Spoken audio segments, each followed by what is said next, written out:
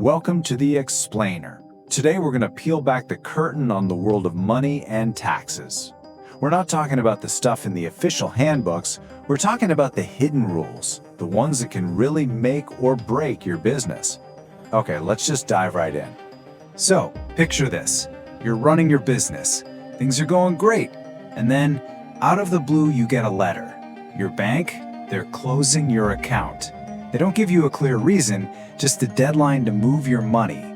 It sounds like an absolute nightmare, right? Well, it happens way more than you'd think. And here's the really wild part. In the United States, your bank can end its relationship with you pretty much whenever it wants, for almost any reason. And get this, they have absolutely zero obligation to tell you why. So you're left completely in the dark, scrambling to figure out what went wrong and where to go next. So what's actually going on here? Why the sudden move?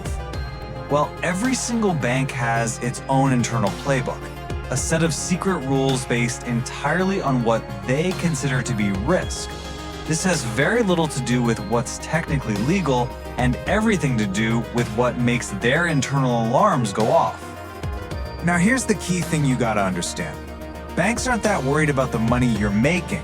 They are obsessed with the money you're moving. You see, big deposits coming in from places like Amazon or Stripe, that's fine, that looks good. But the second that money starts flowing out, that's when their computers and their risk departments start paying very, very close attention. Where is it going? How often? In what pattern? That's what gets you flagged. And these are the exact behaviors that make a bank's algorithm nervous. For example, you get a huge payment in, and whoosh, it's wired right back out the same day. That looks like a pass-through account, which is a classic red flag for money laundering. Or, is your balance always sitting close to zero? To a bank, that just screams unprofitable and high risk. Sending wires to certain countries or for businesses they flagged, your risk score just went up. And what if your account goes from being quiet to suddenly doing a ton of big transactions? That's a massive red flag. Now, all of this could be perfectly legitimate for your business, but to a bank's computer, it just looks suspicious. Okay, so let's crank up the complexity. What happens when you start dealing with international clients? This is where you see a huge gap open up between the official way things are supposed to work and the real-world playbook that smart businesses actually use. So on paper, if you're a company outside the US and you're getting paid by an American client, it seems pretty straightforward. You fill out this form, the W-8BNE. It's basically you just raising your hand and saying, hey, I'm not a US company, so please don't take 30% of my payment for taxes. It's just standard paperwork. But in the real world, relying on that form and a direct bank-to-bank international wire is like playing with fire. Remember those red flags we just talked about? A direct international wire is a big one. So the insider playbook is totally different.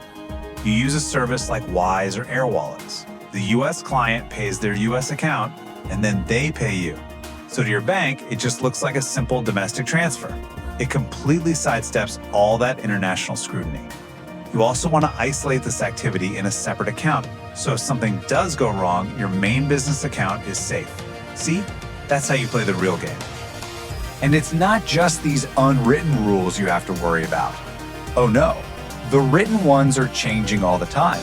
They're getting way more complex, and they're forcing a whole new level of transparency that just didn't exist before. The biggest new rule on the block is the Corporate Transparency Act, or CTA. This law is a total game changer for corporate privacy. It basically says, we don't just want to know the company name. We want to know who really owns and controls this thing. It forces millions of small businesses to report personal details about their owners directly to FinCEN, the Treasury's Financial Crimes Unit. The goal is to make it much, much harder to hide behind anonymous shell companies to do illegal stuff. And this just shows you how fast the ground can shift right under your feet. The law gets passed in 2021. It officially kicks in at the start of 2024, and then bam, just a couple months later, a federal judge in Alabama says it's unconstitutional. This creates a huge mess. Does that ruling apply to everyone? Do you still need to report? It is a perfect example of why trying to keep up with these rules can feel like a full-time job. Now, look, the rules don't just apply to you and your bank. The tax professionals you hire, the people who are supposed to help you navigate this maze, well, they are bound by their own super strict and often hidden code of conduct. Their rulebook is something called Treasury Department Circular 230. And the absolute core principle of this rulebook is a concept called due diligence. This isn't just a friendly suggestion, it's a legal obligation. It means your tax pro can't just take your numbers and run with them. If something you give them looks off or incomplete or just doesn't make sense, they have a duty to ask more questions. They are not allowed to be willfully blind. And this really gets to the heart of it. Under Circular 230, your tax professional's number one duty isn't just to get you the best possible result. Their ultimate responsibility is to the entire tax system. So, in a way, their first loyalty is to the rules of the game. And that means they have to tell you the plain truth, even if it's not what you want to hear. And believe me, the stakes for them are incredibly high. If they fail to do their due diligence, they can get suspended from practicing before the IRS.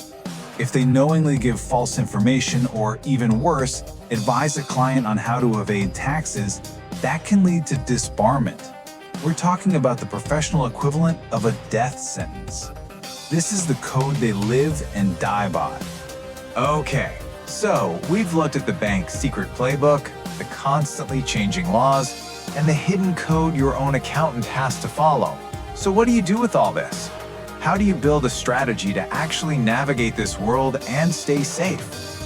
First things first, you gotta shift your mindset. An interaction with a regulator, like the IRS, doesn't have to be a disaster. In fact, think about it this way. An IRS due diligence visit can be an amazing learning experience. It's like getting free consulting from the ultimate source on how to tighten up your operations and lower your risk. So really, this is all about building a resilient financial system for your business.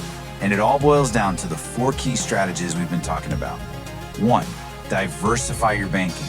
Please never put all your eggs in one basket. 2, isolate your risk. Use those intermediaries for the tricky international stuff to protect your main accounts. 3, master your disclosures. You've got to stay on top of changing laws like the CTA. And 4, vet your professionals. Make sure you're working with someone who takes their Circular 230 duty seriously. At the end of the day, money and taxes, it's a game with a lot of complex and very often unwritten rules. But knowing those rules, knowing how things really work behind the curtain, is a huge strategic advantage. It lets you go from being a reactive player, always worried about the next surprise, to being a proactive one who builds a system that's designed to win. So the real question is, which one are you going to be?